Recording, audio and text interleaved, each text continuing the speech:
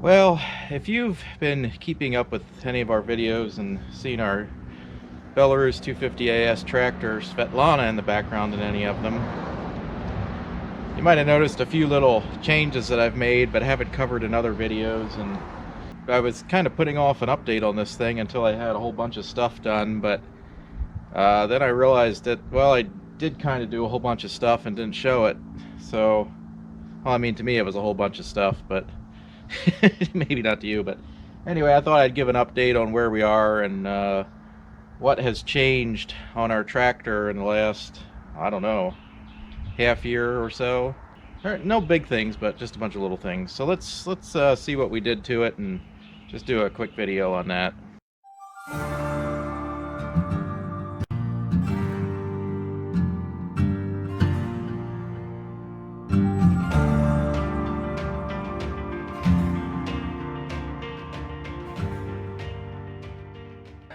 So I wanted to add some counterweight to the rear of this thing to counteract the loader, but I want to make it, removable and easily removable, because if I'm hauling something heavy, I don't want extra weight. So I was thinking, I've got the suitcase weights and the suitcase weight frame from the front, which you cannot use with the loader, unfortunately. I guess you could, but you'd have to modify that frame, which I'm not willing to do, and I don't want extra weight on the front with the loader anyway. So rather than just junk this, I figured I'd repurpose it. And I think I can reuse these sections. This is cast iron, and cast iron's hard to weld, and I'd rather not do that. I had a bunch of ideas kicking around in my head and got rid of them because they were too difficult. I'm thinking if I slice these off, they will hold the counterweights, the suitcase weights slip on, and I can weld them because they're just regular steel, they're not cast iron. I can weld them here and here, and of course gravity will keep the suitcase weights on because it'll be at an angle. I've seen some things online that you can buy that have, tubes, and they have the round, like Olympic weights that you can slide down on there to add or subtract weight. Well, I'm not buying anything fancy because this is a work rig. This isn't a fancy tractor. And if I just put them on at, weld them right on straight to these angles, these should be strong enough to bear the weight.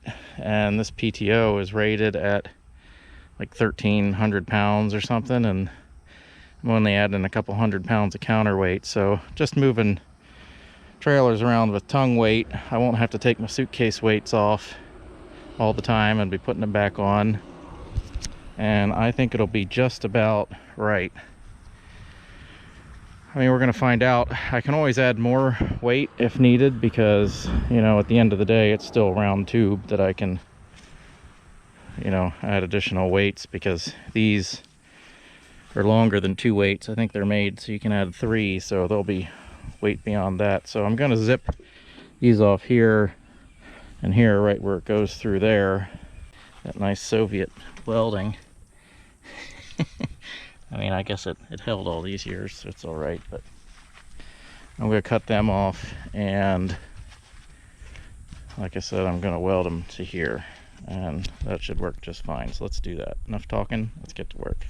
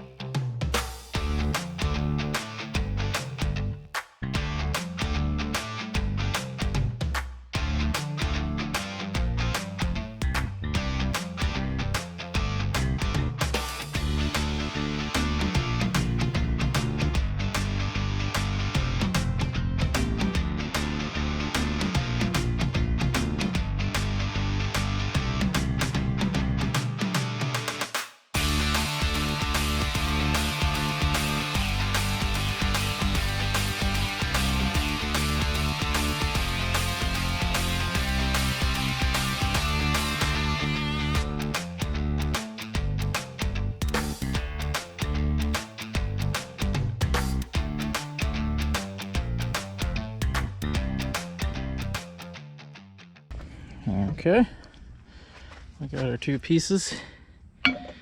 We'll just weld them. I don't know if I want to put them in the center. I'll just use one of my weights.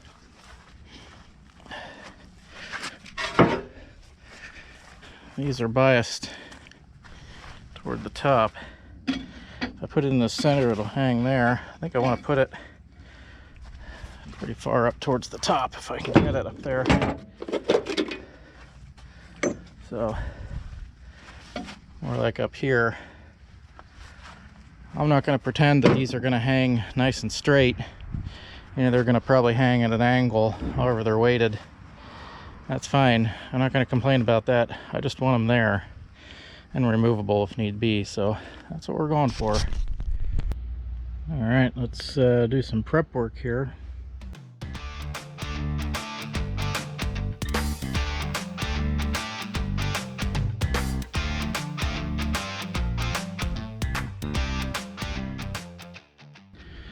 Well, I didn't have any clamps long enough.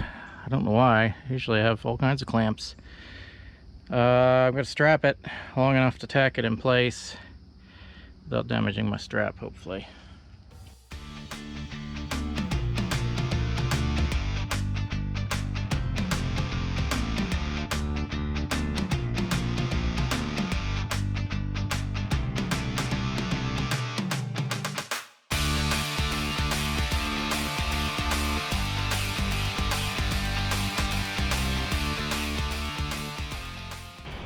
Okay, got them welded on. I'm not going to worry just too much about doing a fantastic job because I'm not going to be beating on them with a hammer. Let the paint dry and then we can test our weights. Got to paint it just in time for the rain to come. Fantastic. Let's see how well the weights fit.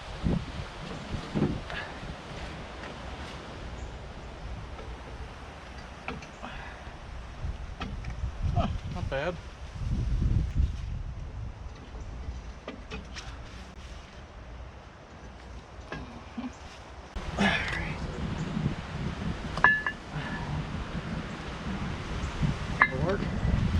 So that'll work for counterweight system for now. Like I said before, I can add more weights on top of that of some kind, or get more suitcase weights of the same kind if I can find them for Belarus. Anyway, that'll work for my purposes. And it was completely free because all I used was a little bit of consumables that I had around anyway, you know, cutting equipment and welding and a little bit of paint. That's it. And the parts, of course, came from this tractor before that I've had laying in the backyard. Here comes the rain. It is angry. I'm unsure if I've showed this before. I threw these chains on to stabilize the 3-point arms. I've seen them on some tractors and I've seen them on others. I can't figure out whether they actually came from the factory with stabilization chains on the 3-point arms. But it really helps the side-to-side limits of this. It can only move a little bit with these chains on. And of course I could tighten that up more, but I do want a little bit of movement. I don't want it so rigid that it, you know, is fighting. But before, you definitely don't want it hitting and chunking into the tires. You can see in the past where it hits here. I've seen this on other tractors too, and you got to be careful with that because you can really chew up tires pretty quick, and once it starts it'll eat into the tread more. So you want to limit that side to side on the 3-point for that reason. But also when I'm backing up using this to move trailers and things like that, or for towing, when you're backing up it without these stabilization chains, it goes all over the place. And it's really hard to center your hitch ball under whatever you're trying to back up to. So I did add those, and I'm sure I probably didn't do it correctly, but I just did it good enough for my purposes to get it stabilized. I don't know if this X and a cross configuration is proper, but that's what I just threw on there. And like I said, it works for my purposes. I just used these shackles and threw them through those holes there, but I mean, I don't know if that's right or not. I don't know at this point what right is. They don't block the PTO. If you raise the 3-point arms, they would get close to the PTO if you actually had a drive shaft attached there. So in that case, you'd probably want to revise that and do that differently. Like I said, I just threw those on real quick, and I have no idea if that's right, but it works for me. Well, I finally got U-bolts and installed them on the front on both sides. So now our loader is actually fully supported, even though I've been using it all this time. That's been doing a good job actually with just the 2 rear U-bolts, but well, now I can feel a little bit better about lifting things, you know, without dying. As proof this tractor has been a low budget project from the start, and that I'm not doing anything behind your backs here, I want to show these original hydraulic lines on the loader that I still have not replaced, yet could pop every second, because quite frankly, I can't afford right now to put $1 more into this than I absolutely need to have it do what I need to do. So while most people would replace those lines, I can't afford to, and I haven't, because again, budget project, and there's the proof. So one of the things, since we've had this tractor, the other side window has been missing. I think it was busted out by the last owner or broken and fell out, whatever. I don't know the story, but when we got this cab unit, that glass section was missing. So I'm gonna replace that, because there's been some, you know, some birds like to fly into the cab and, you know, take a poop on my seat or whatnot, and well, I just don't appreciate that. So I'm gonna replace that side window, since it's relatively cheap and relatively easy to do, so we'll take care of that. All right, got my soon-to-be template taped in place. I'm gonna go inside and trace out the window.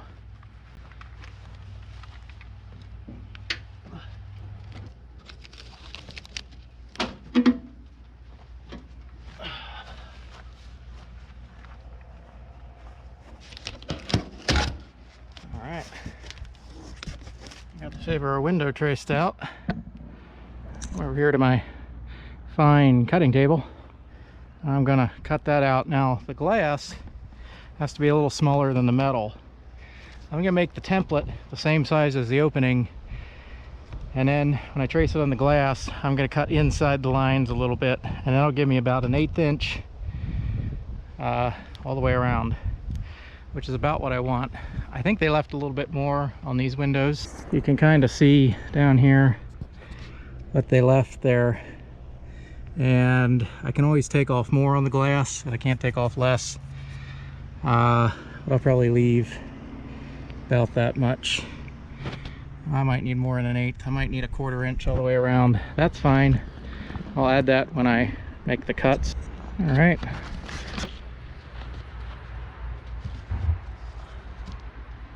Yes, indeed.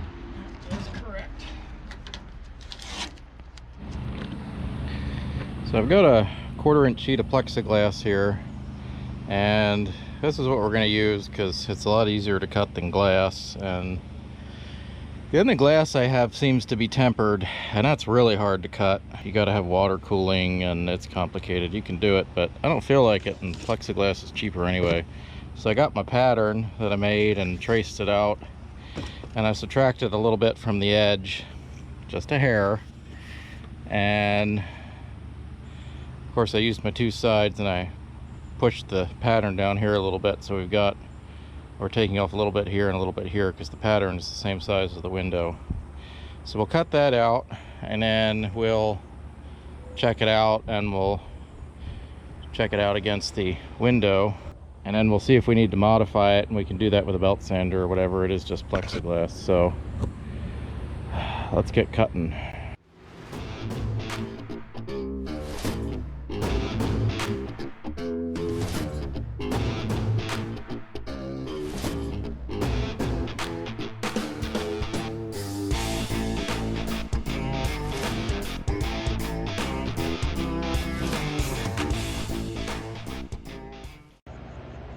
Okay, I think we're ready for the install.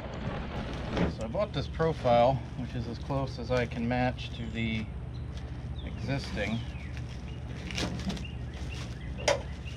you here. bought enough to do the windshield too. So this is the profile. Basically your glass goes in here, this goes over the metal, and then this locks together. This goes on the outside to seal it, and so when you're all done you can lock it together and hold that in. We're going to put this in first, and then we're going to put the glass in. I'm going to put the seam down at the bottom because that's the best place to put it. Make sure you're seated in the corners.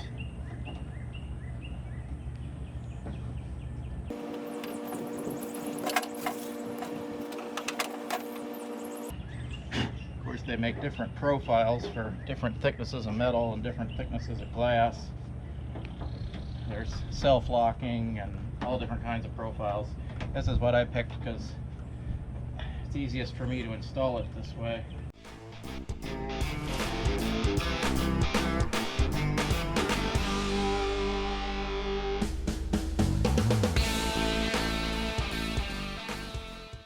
Okay, we're ready to attempt to put the glazing in now. Try to get this in the right way. White end at the bottom, like this. Is it like this?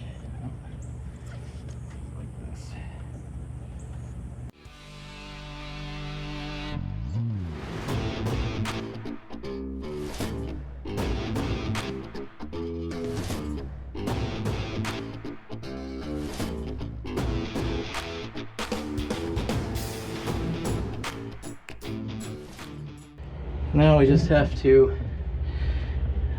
go around and seat this lip.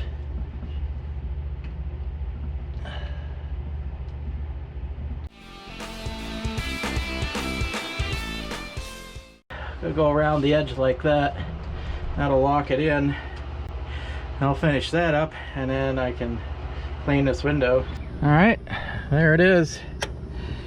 And I even didn't have too much of a gap, well, no gap down here, because, you know, as it shrinks over time, or if you install it wrong, that's what you end up with. I didn't put those on, but yeah, there she is. Just gotta clean her off. Still got some dust from my last cuts on there, but clean her off, and then we'll be ready to move on to the windshield. It'd be much more difficult because it's, well, it's much more bigger. So, but anyway, we'll stop birds from flying into our cab for right now.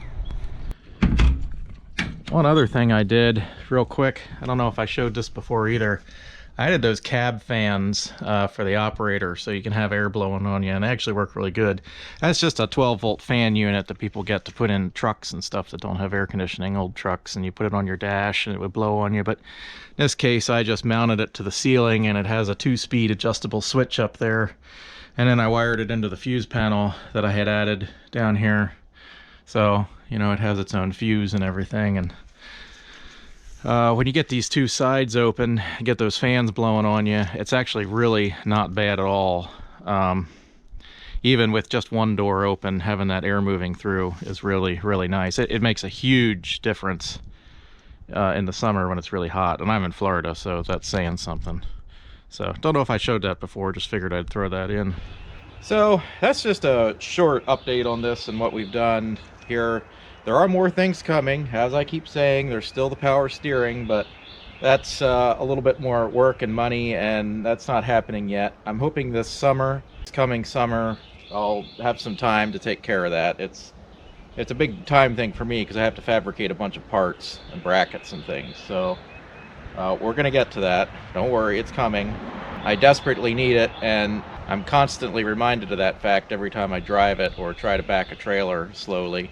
Also, the windshield glass, I don't have the money to do that yet.